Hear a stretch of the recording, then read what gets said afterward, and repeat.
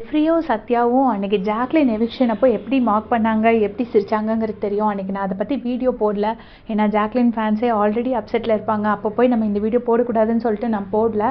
அப்படி சிரித்தாங்க பாத்ரூமில் நின்றுட்டு, நடுவில் நின்றுட்டு. இப்போ பார்த்தீங்கன்னா திரும்ப அன்றைக்கே வந்து இவர் சொல்லியிருப்பார், முத்துக்குமரன் சொல்லியிருப்பார், டே ஒரு மிட்வீக் எவிக்ஷன் நடந்திருக்கு, வருத்தப்படலைன்னா கூட பரவாயில்ல, கொண்டாடாமல் இருங்கடா அப்படின்னு சொல்லியிருப்பார். இன்றைக்கி எப்படின்னா இந்த சாச்சனா வந்து விஜய் சேதுபதி சார்கிட்ட திட்டு வாங்கும்போது முத்துக்குமரனை முத்து அண்ணன் கிட்ட தான் போகணும் அப்படின்னு சொல்லிட்டு முத்து அண்ணன்ட்டு ஓடிருக்கோம்.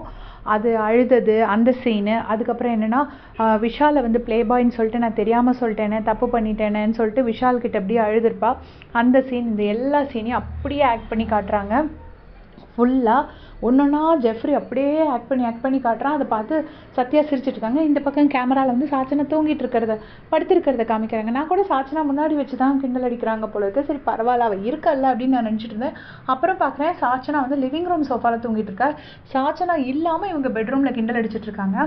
அதுக்கப்புறம் ஒன்றுனா பார்க்குறேன் யாரையெல்லாமோ மார்க் பண்ணுறாங்க. என்னால் கண்டுபிடிக்க முடியல யாரை மார்க் பண்ணுறாங்க. நான் எதாவது சொன்னேன்னா அப்புறம் மாற்றி சொன்ன மாதிரி ஆகிடும். பட் சாச்சனாவை ரெண்டு பேரையும், சாச்சனா அழுகிறத ஃபுல்லாக அப்படியே வச்சு காமிச்சான் ஜெஃப்ரி.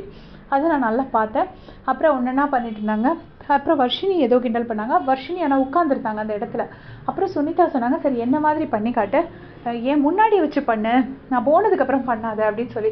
சுனிதா வந்து உண்மையிலே நல்ல செருப்படி கொடுப்பாங்க. நான் நிறைய இடத்துல பார்த்துருக்கேன். என் முன்னே ஏதாச்சும் பண்ணணும்னா என் முன்னாடி வச்சு பண்ணு, நான் இல்லாதப்போ பண்ணாத அப்படின்னு சொல்கிறாங்க.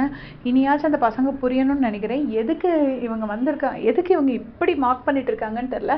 ஒரு செகண்ட் சான்ஸ் கிடச்சிருக்கு, வந்து அவங்க வேறு எதாவது பண்ணலாம், இல்லை அவங்களோட டேலண்ட் காட்டலாம். இது எதுக்கு இப்படி சும்மா மார்க்கிங்கிறது வந்து தேவையில்லாமல் இவங்க மேலே இன்னும் தான் மக்களுக்கு நெகட்டிவ் இம்ப்ரெஷன் வரும். இப்போ வந்து எல்லாருக்குமே வந்து அர்ணவ் ப்ரோ பண்ணதெல்லாம் கரெக்டு, அர்ணவ் சொன்னதெல்லாம் கரெக்டுன்னு நமக்கு தோணுது. அர்ணவே பரவாயில்ல, இவனுங்களுக்கு பதிலாக அர்ணவே இருந்திருக்கலாம் போல இருக்குது அப்படின்னு நம்ம நினைக்கிற லெவலுக்கு இவங்க ரெண்டு பேரோட பிஹேவியர் இருக்குது. ஸோ உங்களுடைய கமெண்ட் சொல்லுங்கள்.